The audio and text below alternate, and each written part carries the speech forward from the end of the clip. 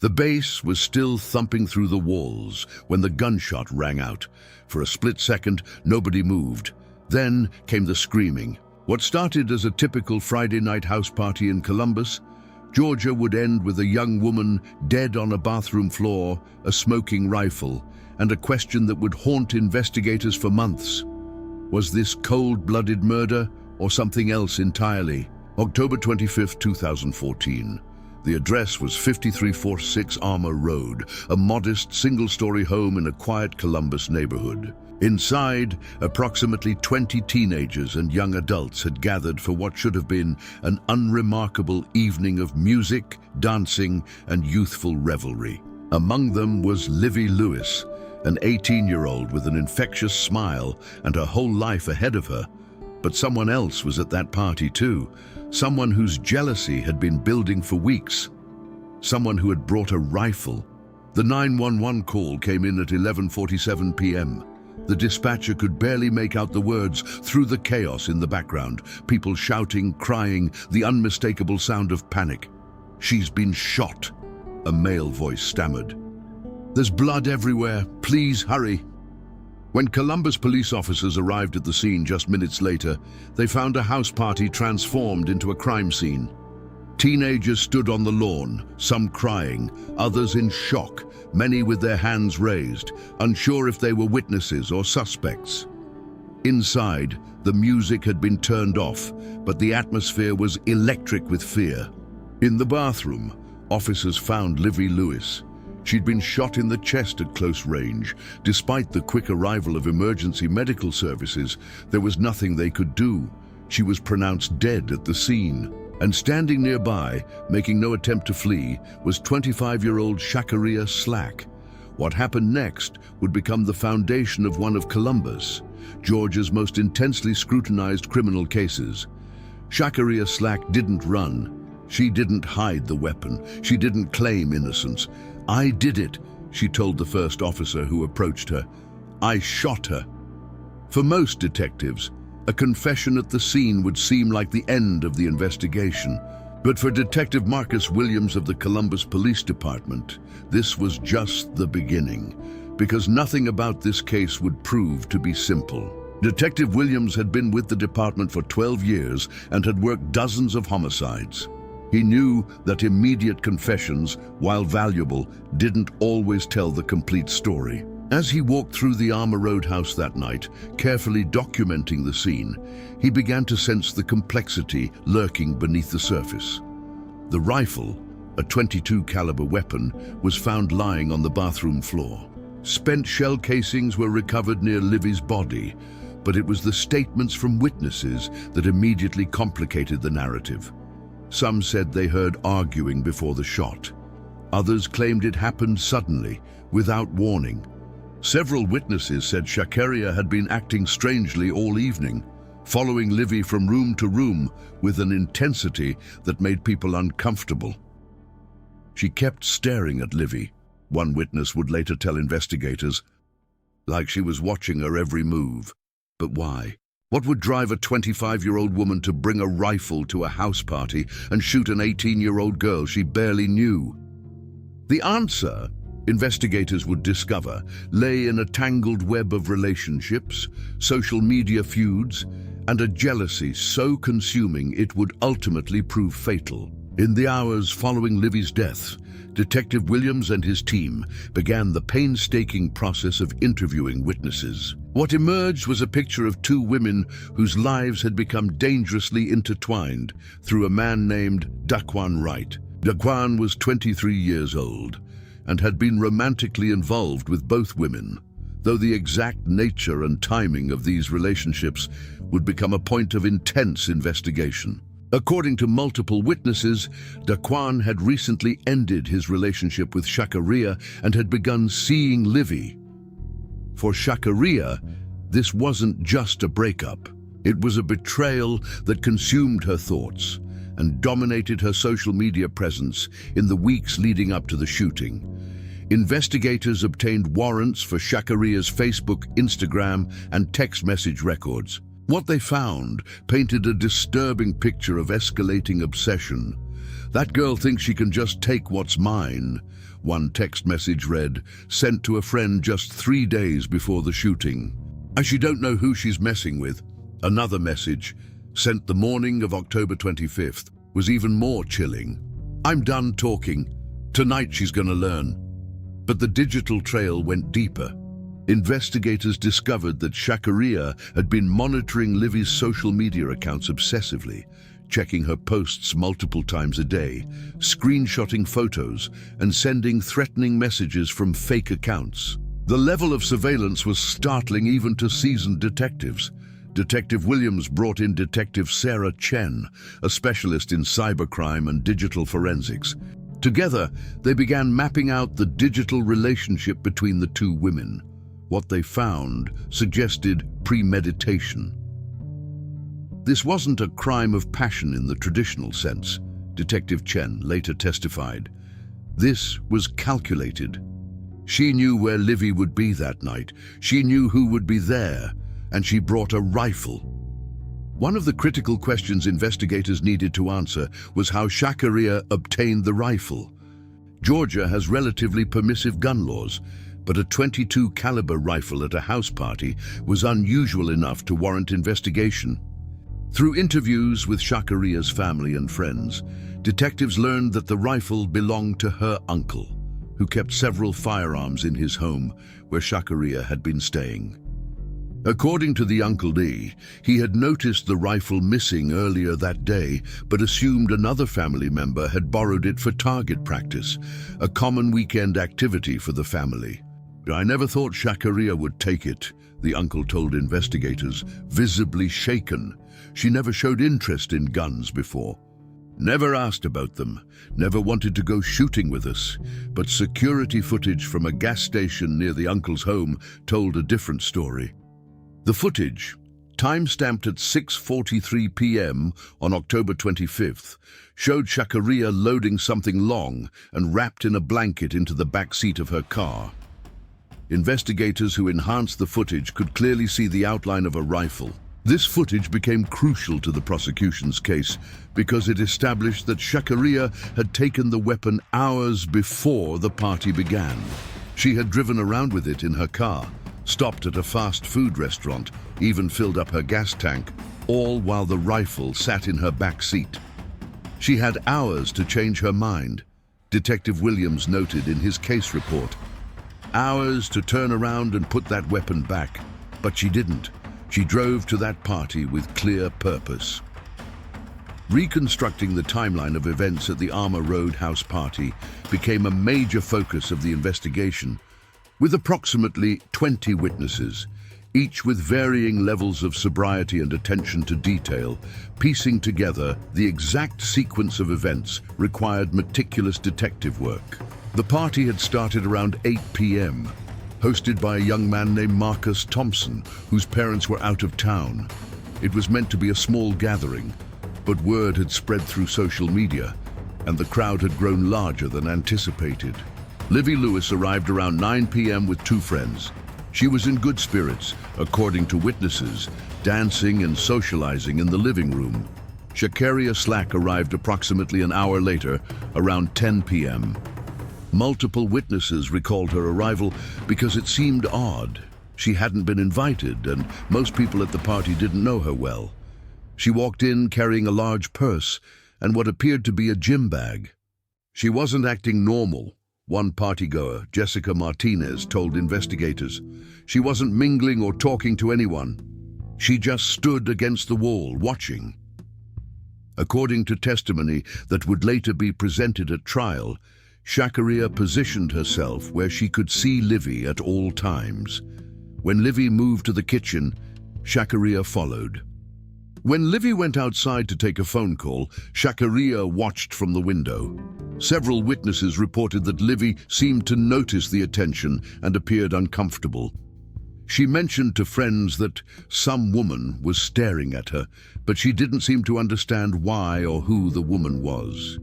It's unclear whether Livye even knew who Shakaria was at that point. Around 11:30 p.m., Livye went to use the bathroom.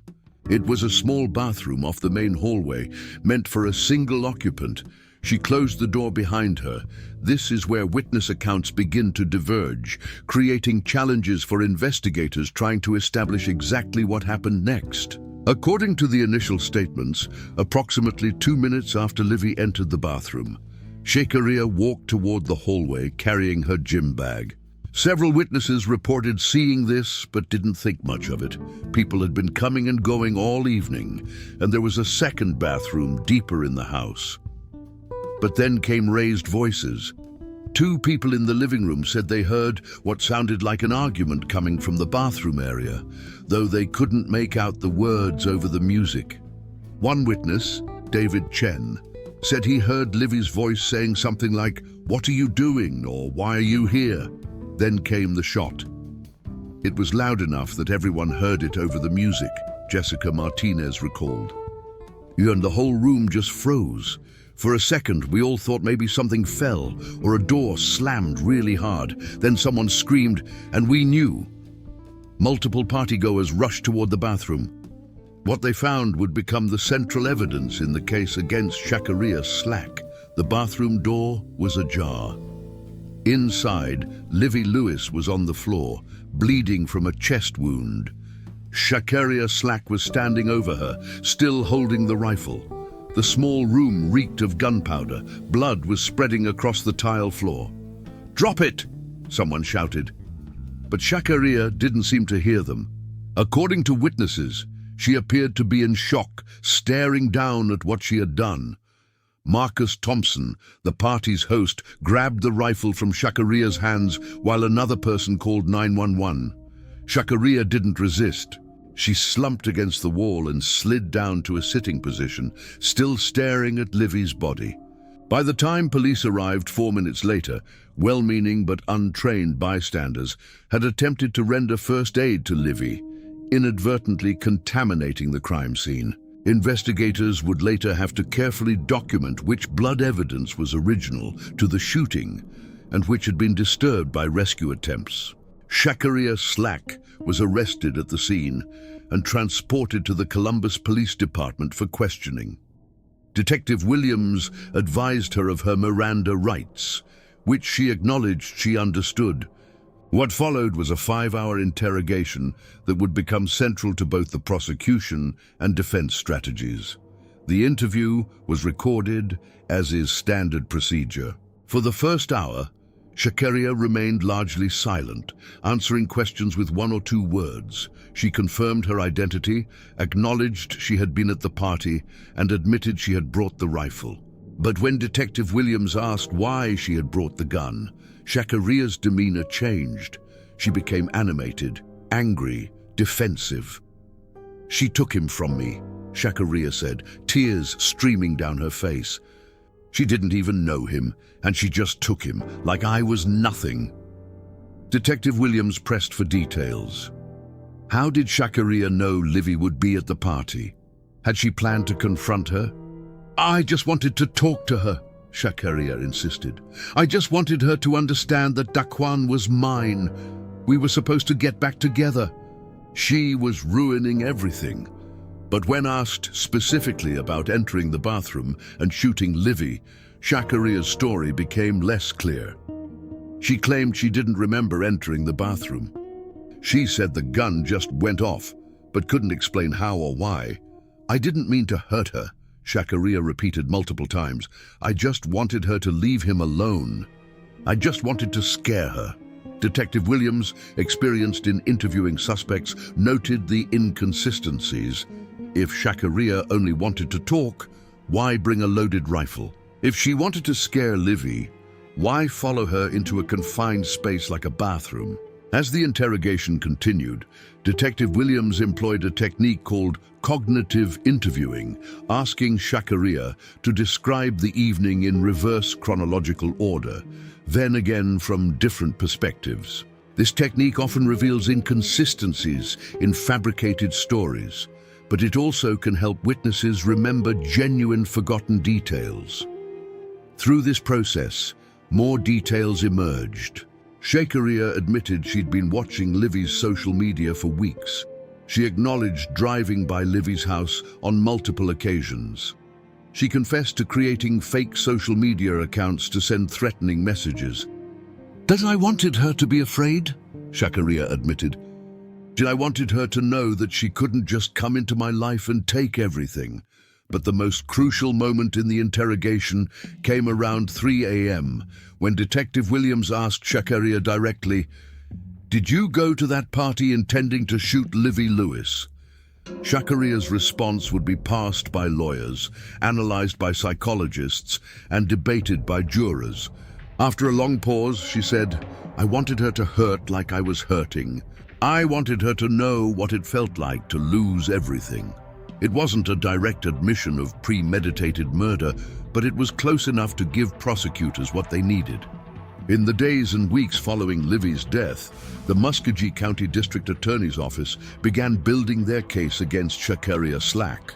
Lead prosecutor Amanda Richardson knew that while they had a confession and a clear cause of death, securing a murder conviction, particularly a first-degree murder conviction, would require proving premeditation and malice aforethought. The prosecution's theory was straightforward. Shakaria Slack had become obsessed with Livye Lewis due to jealousy over their mutual romantic interest in Daquan Wright. This obsession had escalated over several weeks, culminating in a premeditated plan to confront and kill Livye at the October 25th party. To prove this theory, Richardson assembled a compelling array of evidence. First, there was the digital trail, hundreds of social media posts, text messages, and search engine queries that documented Shakaria's growing fixation on Livye. Forensic analysis of Shakaria's phone revealed that she had Googled Livye's name 47 times in the 2 weeks before the shooting. She had also searched for the address where the party would be held 3 days before the event. Second, there was the testimony of friends and acquaintances who described Shakaria's increasingly erratic behavior in the weeks leading up to the shooting. Multiple witnesses reported that Shakaria had become withdrawn, paranoid, and openly threatening toward the girl who stole my man. Third, and perhaps most damning, was the evidence that Shakaria had taken the rifle hours before the party and had kept it in her vehicle as she went about her day. This, the prosecution would argue, demonstrated clear premeditation. She hadn't grabbed the weapon in a moment of passion, she had planned to bring it. But Richardson knew the defense would likely argue for a lesser charge, perhaps second-degree murder or voluntary manslaughter, claiming the shooting was the result of sudden passion rather than premeditated intent. To counter this, she needed to establish a clear timeline showing that Shakaria had multiple opportunities to change course, but chose not to. Public defender Michael Torres was assigned to represent Shakaria Slack. Torres was a veteran defense attorney with 15 years of experience, and he immediately recognized the challenges facing his client. The confession, the physical evidence, and the witness testimony all pointed to guilt. His job wasn't to prove innocence. It was to save his client from the harshest possible punishment. Torres's strategy centered on 3 key arguments. First, he would acknowledge that Shakaria shot Livye, but argue that it was not premeditated murder. Instead, he would characterize it as a crime of passion, the impulsive act of a woman driven to temporary insanity by jealousy and emotional distress. Second, Torres planned to introduce evidence of Shakaria's mental health struggles. Court-ordered psychological evaluations revealed that Shakaria had a history of depression and anxiety, exacerbated by relationship difficulties. Torres would argue that these mental health issues impaired her judgment and contributed to the shooting. Third, and most controversially, Torres intended to put Daquan Wright's conduct under scrutiny. While not excusing Shakaria's actions, Torres would argue that Daquan had engaged in manipulative behavior, playing both women against each other and creating a volatile situation that ultimately exploded. To support these arguments, Torres hired Dr. Patricia Henderson, a forensic psychologist, to evaluate Shakaria. Dr. Henderson conducted extensive interviews and psychological testing, ultimately concluding that Shakaria exhibited signs of borderline personality disorder, characterized by intense fear of abandonment, unstable relationships, and impulsive behavior. While Ms. Slack was legally sane at the time of the shooting, Dr. Henderson's report stated, her psychological state was significantly compromised by feelings of abandonment, rejection, and jealousy. These emotions can trigger what's known as a dissociative state, where the person acts without full conscious awareness of their actions. This diagnosis would become a cornerstone of the defense strategy, but it also presented risks. Prosecutors could argue that borderline personality disorder, while relevant to understanding Shakaria's mental state, did not negate her criminal responsibility. While the legal teams prepared their cases, investigators continued gathering evidence. Detective Williams remained troubled by certain aspects of the case. The physical evidence was conclusive. Shakaria had shot Livye, but the circumstances of exactly how it happened remained unclear. One key question was whether Livye had been trapped in the bathroom or whether she could have escaped. The bathroom door locked from the inside, but witnesses reported finding it ajar after the shooting. Had Livye opened the door to leave when Shakaria shot her, or had Shakaria forced her way inside? Crime scene analysts examined the door and found no signs of forced entry. The lock mechanism was intact and appeared to have been unlocked normally. This suggested one of two scenarios. Either Livye had opened the door herself, perhaps not realizing the danger, or she had never locked it in the first place. Blood spatter analysis provided additional clues.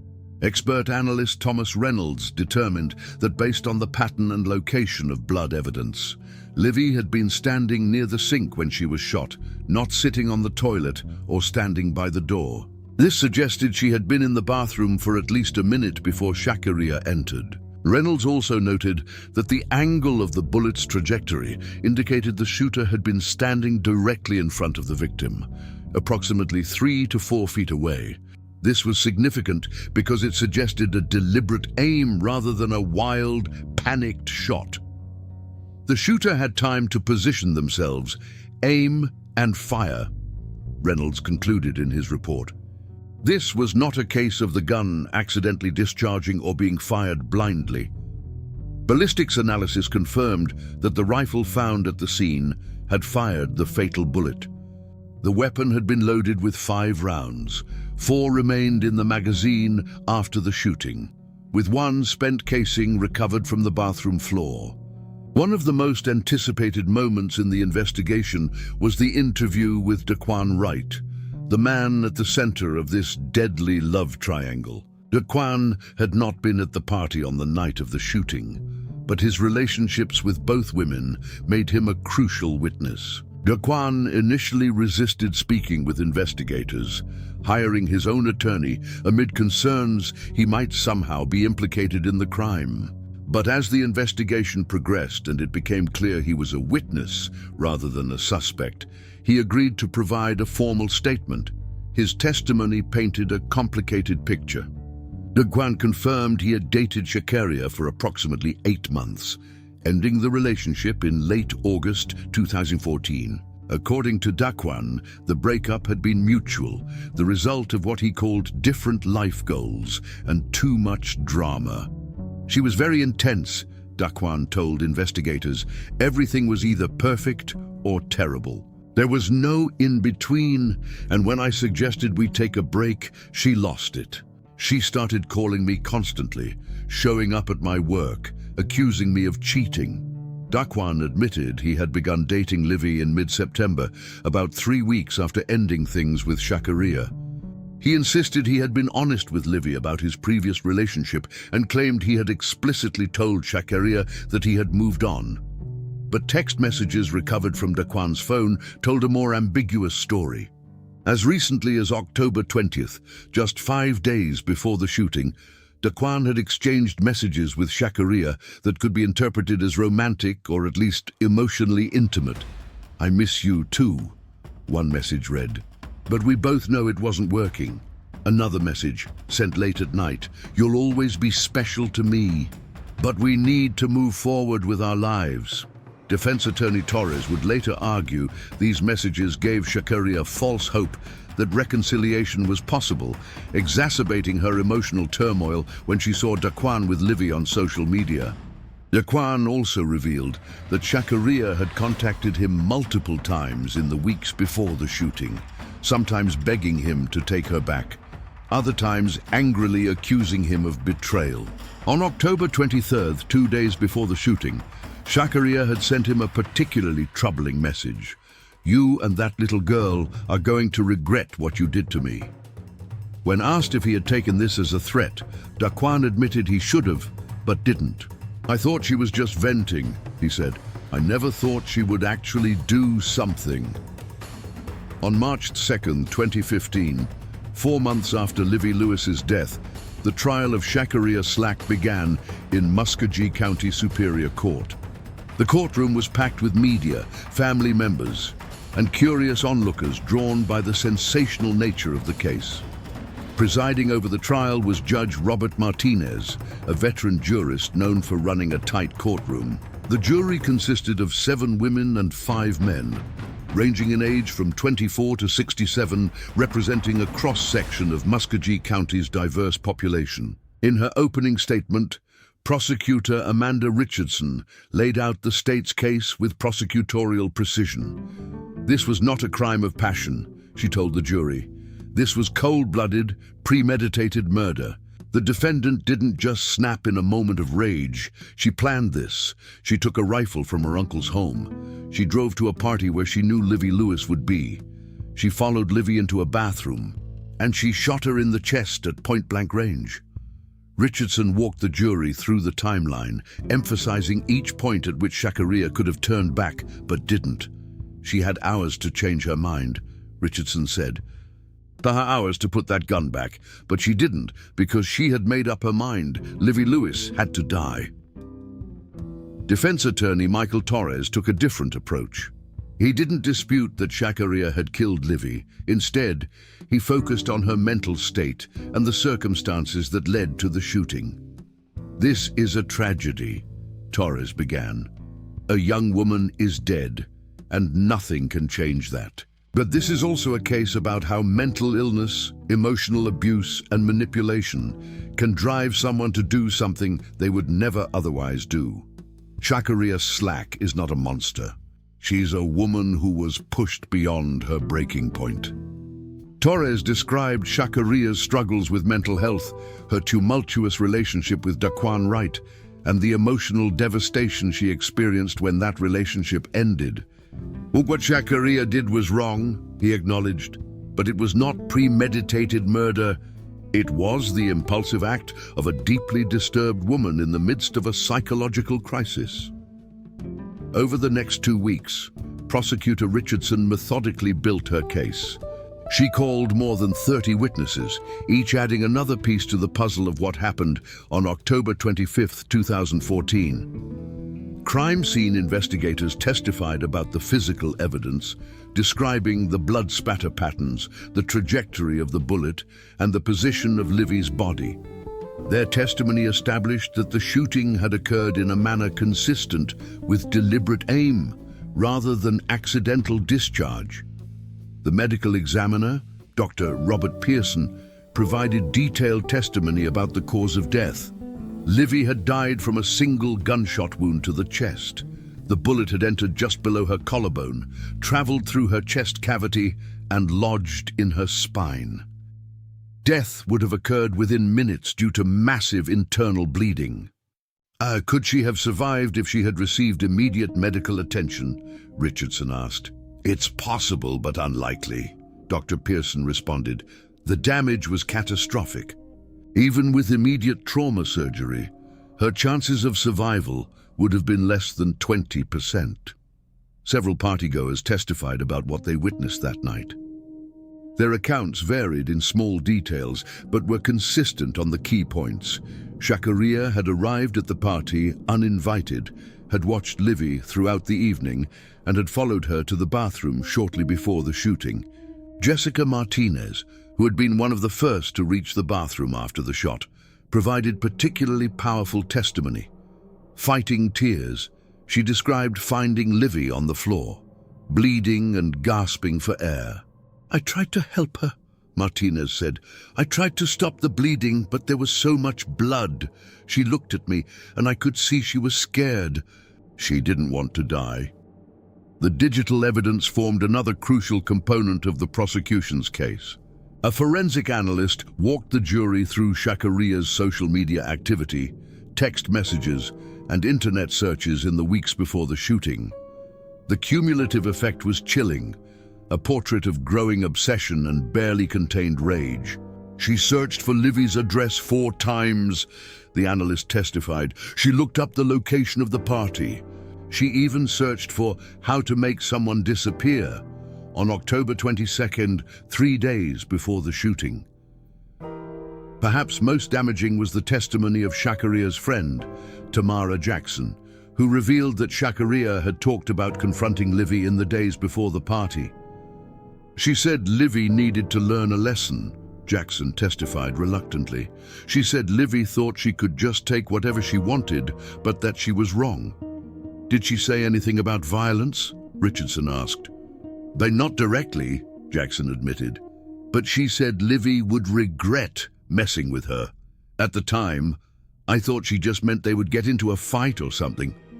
I never thought—" Her voice trailed off as she looked at Shakaria sitting at the defense table. Michael Torres knew he faced an uphill battle. The evidence against his client was substantial, and the victim, a young woman with her whole life ahead of her, was sympathetic. But Torres had built his career on defending difficult cases, and he approached this one with strategic precision. His first major witness was Dr. Patricia Henderson, the forensic psychologist who had evaluated Shakaria. Dr. Henderson testified about Shakaria's mental health history, including diagnoses of depression, anxiety, and borderline personality disorder. People with borderline personality disorder often experience intense fear of abandonment. Dr. Henderson explained to the jury, when they feel rejected or abandoned, they can experience what's called a dissociative episode, a state where they're not fully in touch with reality and may act impulsively without fully considering the consequences. Torres pressed further. "In your professional opinion, was Ms. Slack experiencing such an episode on the night of October 25?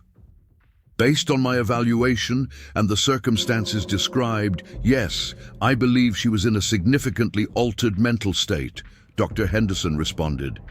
But on cross-examination, Prosecutor Richardson challenged this assessment. "Dr. Henderson, does having borderline personality disorder mean someone can't plan their actions?" "No," Dr. Henderson admitted. "Does it mean they can't tell right from wrong?" "No." "Does it mean they can't be held responsible for their crimes?" Dr. Henderson paused. "Not necessarily."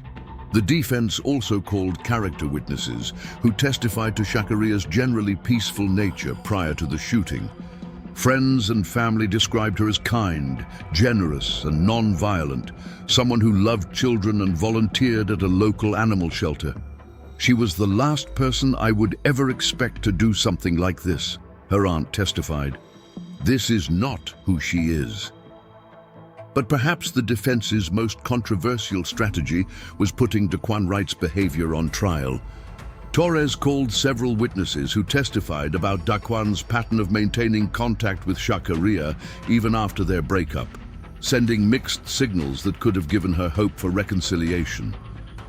Torres even called a relationship counselor who testified generally about how unclear boundaries in relationships can exacerbate mental health issues and contribute to obsessive behavior.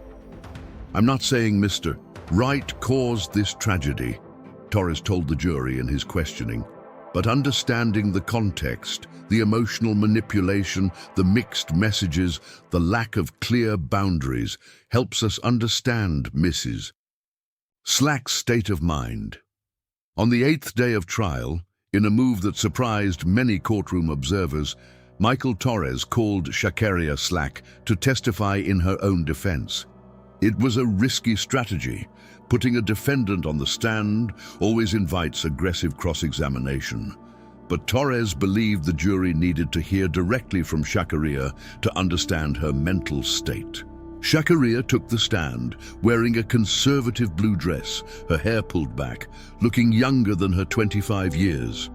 Torres began with gentle questions about her background, her relationship with Daquan, and her growing distress as that relationship deteriorated. Shakaria described the pain of the breakup in emotional terms. "I loved him so much," she said, tears forming in her eyes. "When he left me, I felt like my whole world was ending. I couldn't eat, couldn't sleep. All I could think about was getting him back." As she described learning about Livye, Shakaria's testimony became more agitated. "Everyone kept telling me about this girl he was seeing. I would see pictures of them together on Instagram. It felt like everyone was rubbing it in my face, like they wanted me to hurt." Torres asked about the threatening messages and obsessive behavior documented by investigators. Shakaria didn't deny them, but characterized them as the actions of someone in psychological crisis. "I wasn't thinking clearly," she said. "I just wanted the pain to stop. I wanted things to go back to how they were before." Then came the crucial questions about the night of the shooting. Torres asked Shakaria to walk the jury through her decision to go to the party. "I didn't plan to hurt anyone," Shakaria insisted. "I just wanted to talk to her. I thought if I could explain how much Daquan and I loved each other, she would understand and back off." "Why did you bring the rifle?" Torres asked. Shakaria hesitated. "I don't know. I wasn't thinking. I thought maybe if she saw I was serious, she would listen to me." "What happened in the bathroom?" "I followed her in. I wanted to talk somewhere private. But when I tried to explain, she laughed at me. She said Daquan had told her I was crazy, that I was obsessed. She said she wasn't going anywhere." Shakaria's voice broke. Something inside me just snapped. I don't even remember pulling the trigger. One second I was standing there, and the next she was on the ground and everyone was screaming. It was powerful testimony, emotional, remorseful, and consistent with the defense theory of a crime of passion rather than premeditated murder. But it was about to be tested under the harsh light of cross-examination. Amanda Richardson approached Shakaria with the demeanor of a prosecutor who sensed vulnerability. Her cross-examination was methodical and devastating. "Ms. Slack, you testified that you didn't plan to hurt anyone. Is that correct?" "Yes, but you brought a loaded rifle to the party. I just wanted to scare her. You wanted to scare an 18-year-old girl with a loaded rifle." "I wasn't thinking clearly." Richardson pulled out a timeline. "You took that rifle from your uncle's home at approximately 6:45 p.m. The shooting occurred at 11:47 p.m. That's more than 5 hours. In those 5 hours, you drove around, got food, filled up your gas tank. You had 5 hours to put that rifle back. Why didn't you?" Shakaria didn't have a good answer. "I don't know. I was upset." Richardson pressed on. "You searched for Livye's name 47 times in the 2 weeks before the shooting. You looked up the address where the party would be held. You created fake social media accounts to threaten her. Does that sound like someone who just wanted to talk?" "I was trying to scare her into leaving him alone." "By threatening her?" "By stalking her online, by bringing a gun to where you knew she would be." "It wasn't like that," Shakaria protested, but her voice lacked conviction. Richardson produced screenshots of text messages. You told your friend that Livye would learn a lesson. You said she would regret crossing you. What did you mean by that?" "I was just venting. I didn't mean I would hurt her." "But you did hurt her, didn't you? You killed her." "It was an accident." "An accident? You followed her into a bathroom. You stood 3 to 4 feet away from her. You raised the rifle, you aimed at her chest, and you pulled the trigger. Where's the accident in that sequence of events?" Shakaria began to cry. "I didn't want this to happen. But you made it happen, didn't you? You brought a gun, you followed her, you shot her. Those were all choices you made, weren't they? I wasn't thinking. You weren't thinking about Livye Lewis, were you? You were thinking about yourself, about your pain, about your jealousy. And you decided that if you couldn't have Daquan right, no one else could either. That's not true. Then explain why Livye Lewis is dead, Ms. Slack. Explain why an 18-year-old girl who did nothing except date someone you used to date is dead. Shakaria couldn't answer through her sobs. The cross-examination had achieved exactly what Richardson intended, demolishing Shakaria's claim that the shooting was an unplanned impulse. After 3 weeks of testimony, the trial moved to closing arguments. Both attorneys knew this was their final opportunity to shape the jury's understanding of what had happened on October 25, 2014. Amanda Richardson's closing argument was a forceful articulation of the prosecution's theory. Members of the jury, over the past 3 weeks, you've heard testimony from dozens of witnesses, reviewed hundreds of pieces of evidence, and seen firsthand the devastating consequences of the defendant's actions. Now you must answer one question. Was this murder? Richardson walked through the evidence methodically, the digital trail showing weeks of obsession. The witnesses who saw Shakaria take the rifle hours before the party, the stalking behavior at the party itself, the deliberate act of following Livye into the bathroom. The defense wants you to believe this was an impulsive act, a momentary loss of control. But the evidence tells a different story. This was planned. This was calculated. This was murder. Richardson addressed the mental health testimony directly. Yes, Miss Slack was upset. Yes, she was going through emotional turmoil. But millions of people experience heartbreak, rejection, and jealousy every day. They don't bring rifles to parties. They don't stalk the objects of their jealousy. They don't shoot people in the chest. She concluded by invoking Livye Lewis. Livye was 18 years old. She had just started college. She had hopes and dreams and a family that loved her. All of that was taken away in an instant because the defendant couldn't handle rejection. That's not a mental health crisis. That's murder, and I'm asking you to hold the defendant accountable for what she did. Michael Torres took a different approach in his closing. He acknowledged the tragedy while emphasizing the context and Shakaria's mental state. This case is a tragedy in every sense of the word, Torres began. Livye Lewis is dead, and nothing we do here will bring her back. But this trial isn't just about assigning blame. It's about understanding how and why this tragedy occurred. Torres walked the jury through Shakaria's mental health history, her vulnerability to abandonment, and the psychological pressure she experienced as her relationship disintegrated. The prosecution wants you to see this as a simple case of jealousy and revenge. But human psychology is never that simple. Shakaria Slack is a woman who suffered from serious mental health issues. When those issues collided with the emotional devastation of losing someone she loved, the results were catastrophic. Torres argued that while Shakaria was responsible for her actions, they stemmed from mental illness and emotional crisis rather than malicious intent. This wasn't murder. This was a tragedy born of mental illness, poor judgment, and circumstances that spiraled out of control. He asked the jury to consider a lesser charge, second-degree murder or voluntary manslaughter, that would acknowledge Shakaria's guilt while recognizing the mitigating circumstances. The jury began deliberations on March 23, 2015. Over the next 3 days, they carefully reviewed evidence, revisited testimony, and debated the crucial question: was this premeditated murder or something less? The deliberations were reportedly intense. Some jurors were convinced from the outset that Shakaria's actions constituted first-degree murder. Others felt the mental health evidence warranted consideration of a lesser charge. The jury sent several notes to Judge Martinez asking for clarification on legal definitions of premeditation and malice aforethought. On the afternoon of March 26th, after 11 hours of deliberation spread across 3 days, the jury notified the court they had reached a verdict.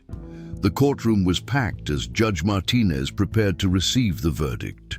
Shakaria Slack sat at the defense table between her attorneys, her hands clasped tightly in front of her. Behind the prosecution table, Livye Lewis's family sat in stoic silence, bracing for the outcome they had waited months to hear. As the jury reached a verdict, Judge Martinez asked, "We have your honor," the jury foreperson responded. "What say you?" The foreperson stood. In the matter of the state of Georgia versus Shakaria Slack, on the charge of malice murder, we find the defendant guilty." The courtroom erupted. Livye's mother collapsed in tears. Shakaria dropped her head into her hands, her shoulders shaking with sobs. Judge Martinez gavelled for order. The jury had found Shakaria guilty of malice murder, Georgia's equivalent of first-degree murder. In doing so, they had rejected the defense's arguments about mental illness and crime of passion, concluding instead that Shakaria had acted with premeditation and malicious intent. The verdict carried an automatic sentence: life in prison. As deputies moved to take Shakaria into custody, she turned to look one final time at her family in the gallery.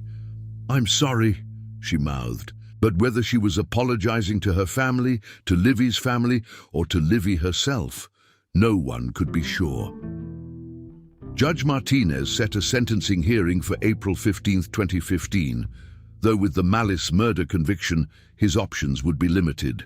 Under Georgia law, Shakaria Slack would spend the rest of her life in prison, eligible for parole only after serving 30 years. The case of Livye Lewis, a young woman killed by jealousy, obsession, and a rifle, had reached its legal conclusion. The music that had been playing at that October house party had long since stopped. All that remained was silence and the weight of a verdict that would echo for decades to come.